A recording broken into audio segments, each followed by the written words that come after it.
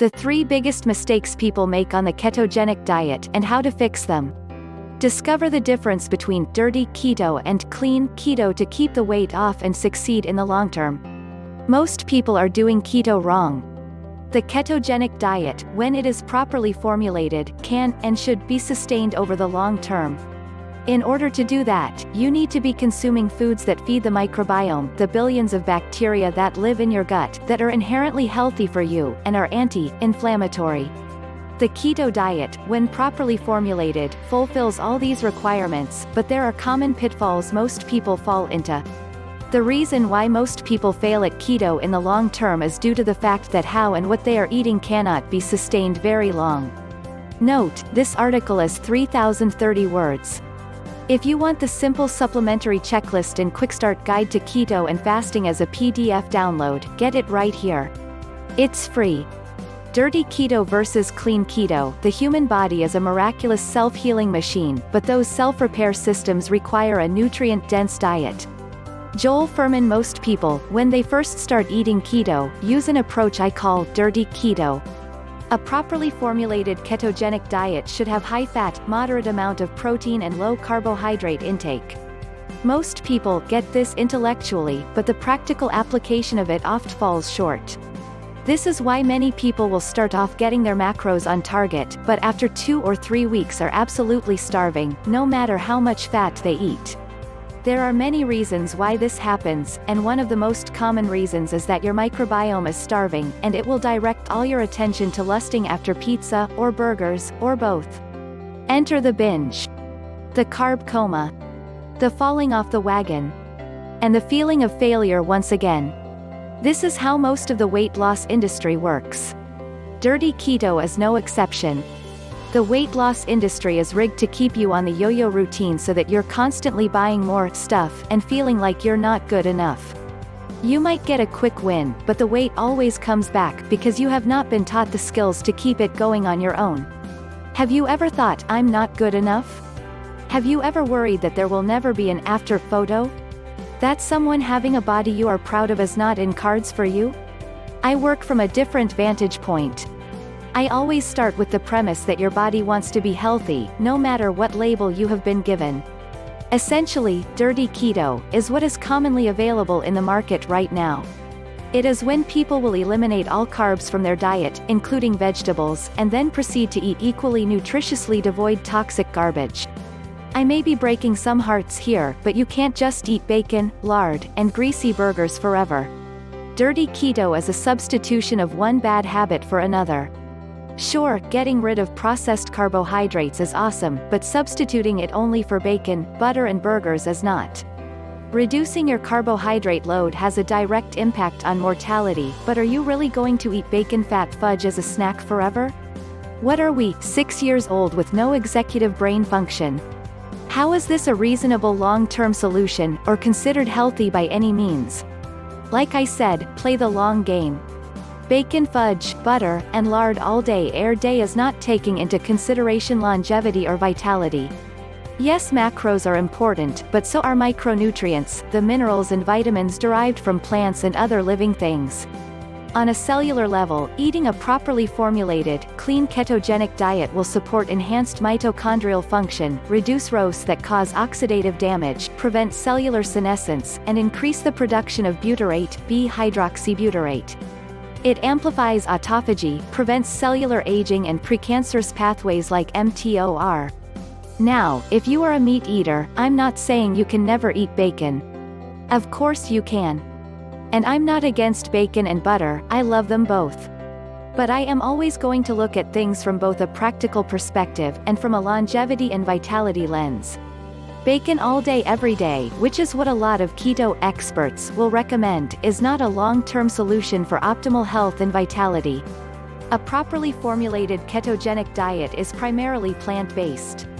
Meaning we are eating a large amount of vegetables, like green leafy ones with a high fiber content, and then layering appropriate fat and protein on top of that.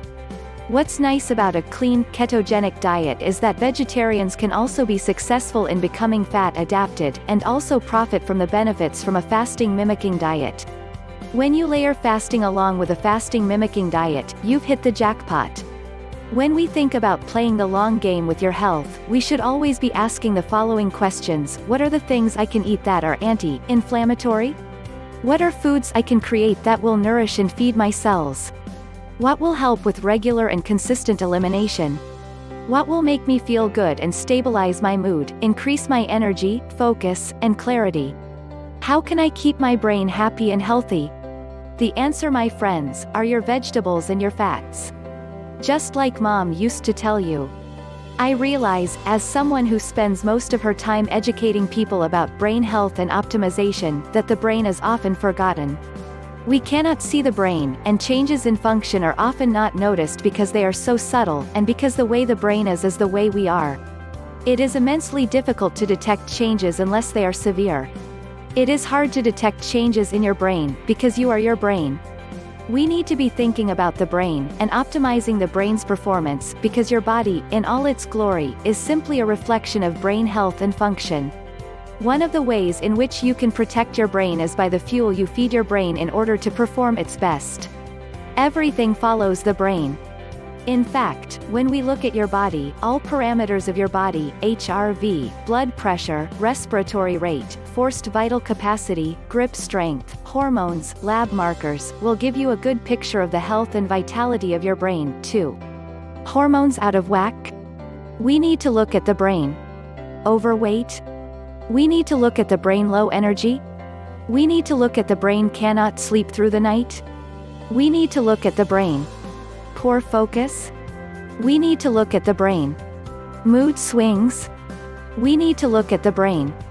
We need to stop looking at the end organ as the primary focus, and instead look a level or two up to find why downstream changes are happening at the organ or behavioral level.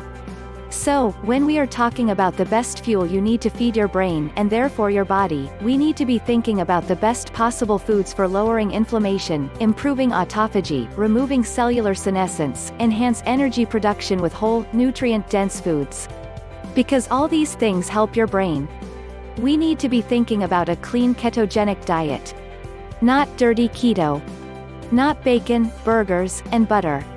Just because it fits the macros, doesn't mean you should do it. 1. Mom was right after all. Eat your veggies. Go vegetable heavy. Reverse the psychology of your plate by making meat the side dish and vegetables the main course. Bobby Flay. A properly formulated ketogenic diet should be plant-based. Meaning, that the majority of your food should be green leafy vegetables. All carbohydrates are not created equal. Green leafy veg like kale, spinach, Swiss chard, bok choy, broccoli, and fermented foods like sauerkraut and kim chi all have an extraordinary amount of insoluble fiber. Along with the phytonutrients derived from these vegetables, the fiber plays an important role in becoming fat-adapted, or ketogenic. Dr. Jason Fung describes fiber as an anti-nutrient, and I love this as an explanation. Insoluble fiber means that it cannot be broken down by the gut bacteria, and does not dissolve in water. It is indigestible, an anti-nutrient, if you will, because it does not break down and become part of you. It passes through you, cleaning up the debris, sopping up excess hormones, and cleaning out the gut tract like a pipe cleaner. Fiber is also great at retaining a lot of water, thereby making stool bulky and softer. Consuming fiber does not affect blood sugar levels and therefore will have a negligible effect on insulin. Congrats for getting this far along in my nerd safari. You're about halfway through. If you want the simple supplementary checklist and quick start guide to keto and fasting as a PDF download, get it right here. It's free. 2. Resistant starches, butyrate, and your gut. Oh my. There are receptors to these molecules in your immune system, in your gut and in your heart. So when you say, I have a gut feeling, or my heart is sad, or I am bursting with joy, you're not speaking metaphorically. You're speaking literally. Deepak Chopra, often forgotten, is looking at the relationship between your gut and your brain. When you are on a dirty keto program, one of the most common complaints is by week 2 or 3 you are starving. More correctly, it is your microbiome that is starving. Part of the way we blunt this hunger response is via resistant starches. In other words, starches that resist digestion. These are abundantly found in oats, green banana flour, legumes, and beans. On a traditional ketogenic diet, with a standard fat, protein, carb ratio of 70-20-10, what I have often found is you are absolutely starving by about week 3 and will overeat and binge on protein and carbs. This is why most people fail at keto. However, when we integrate fiber and resistant starches into the picture, this hunger response is blunted. Look at this experiment on consuming resistant starches and the blunting effect on postprandial blood glucose levels. In this graph, they are looking at the effects of taking resistant starches, followed by a high glycemic food. When taking resistant starches, the effect on blood glucose levels are outstanding compared to the baseline, a 28-point rise compared to almost 170. When in a state of ketosis, either through a fasted state or via a fasting mimicking diet like keto, consuming resistant starches does not disturb this state.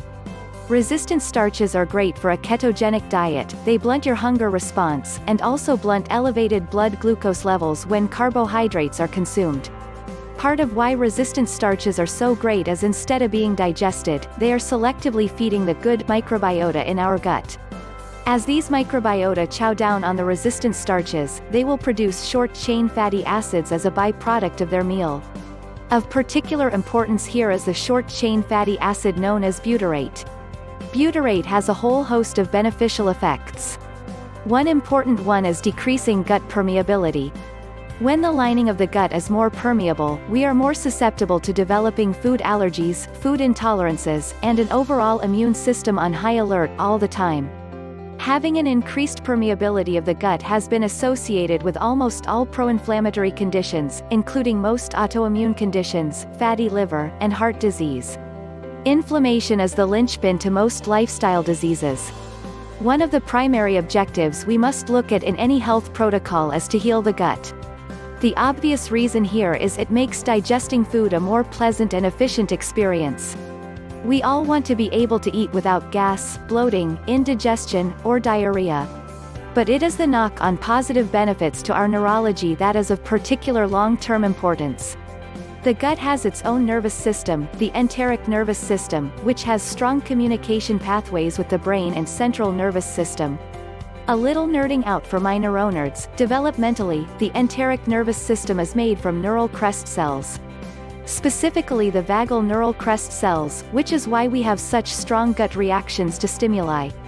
A gut feeling is the communication between the central and enteric nervous systems via the vagus nerve. Ever feel nervous about something and then immediately have to go to the bathroom, or feel like you were going to throw up? It is because of the strong vagal tone and communication between a perceived stimuli in your brain and the enteric nervous system in the gut. I know. So cool, right? The communication between the gut and the brain is paramount, and making sure your enteric nervous system is aligned with your autonomic nervous system should be a goal in any nutrition program. So when we feed the microbiome and they produce butyrate levels are high, you allow for gut healing to occur, but it is also important in brain health. The butyrate effect is the gift that keeps on giving. Butyrate helps keep the brain healthy by upping the expression of neurotrophic factors. Butyrate, and the structurally similar B-hydroxybutyrate, which is produced in a ketogenic state, help increase BDNF, brain-derived neurotrophic factor, GDNF, glial cell-derived neurotrophic factor, and NGF, nerve growth factor. All of these help in the maintenance of nerve cells that you already have, but also help grow new, healthy nerve cells. In other words, butyrate, and B-hydroxybutyrate keep your brain big and juicy. 3. Protein makes you age and gain weight. There's a great metaphor that one of my doctors uses. If a fish is swimming in a dirty tank and it gets sick, do you take it to the vet and amputate the fin? No, you clean the water. So, I cleaned up my system. By eating organic raw greens, nuts and healthy fats, I am flooding my body with enzymes, vitamins and oxygen. Chris Carr. The other pattern I have found most often with people doing dirty keto engage in, is unknowingly they consume too much protein. Day over day, week over week, a dirty keto diet will predictably lead to an increase in protein consumption.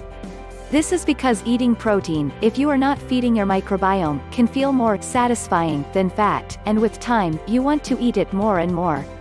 Excess much protein consumption is insulinergic, just as carbohydrates are. Meaning, consuming protein will raise insulin in the same manner carbohydrates do. The excess protein will be converted into glucose, thereby raising insulin levels, and fat storage. The insulin will try to scurry the glucose into the liver, muscles, and fat cells. Protein also has the double-edged sword of also activating mTOR, a pathway that is involved in aging, cancer, and brain cell dysregulation. I have written about how protein may actually be making you fat here, and discuss the mTOR pathway in greater detail. Again, with my longevity glasses on, excess protein consumption is also related to creating more cancer cells. This is from chronic mTOR activation, which leads to increased cell proliferation, cell division, and it inhibits autophagy. Autophagy is the cleanup process that gets rid of the mutated, damaged bits of cellular debris that results from natural metabolism. The only two populations that can and should benefit from mTOR activation are children and pregnant women, as they require cell proliferation in order to grow. How to build a clean ketogenic meal. I really believe that the more informed you are about the benefits of a healthy bite versus the chain reaction that you're going to put into effect in your body when you take that bite, you just suddenly don't want to make that choice for yourself anymore. It's beyond willpower at that point, it's become a desire to do something good for yourself. Christy Brinkley. When I am teaching my kids as well as my clients how to build up a proper meal, I ask them to consider the following: where are the plants on your plate? Where are the fats on your plate? Where is the protein on your plate? Plants, fats, protein. In that order. The plants should take up the majority of your plate. A cup of spinach, for example, has 7 calories and 0.4 grams net carbs. You can eat a mountain of spinach before you need to start worrying about messing your macros. Not to mention having the knock-on effect of improving blood glucose control, and being chock full of vitamins and minerals, niacin, zinc, as well as vitamins A, C, E and K, thiamine, vitamin B6, folate, calcium, iron, magnesium, phosphorus, potassium, copper, and manganese. Drizzle with olive oil and some vinegar and sop that all goodness up into your cells. So for those of you who are trying keto, or have failed at keto in the past because no one was emphasizing real food, I encourage you to think about your diet and the knock-on effects not only on your waistline, which will be profound, but also on your health markers as a whole. Eat clean. Eat your vegetables. Eat nourishing, brain-healthy fat. Heal from the top down. Heal from the inside out. Do keto clean. Now I'm not arrogant enough to think that fuel is the only way in which we can heal.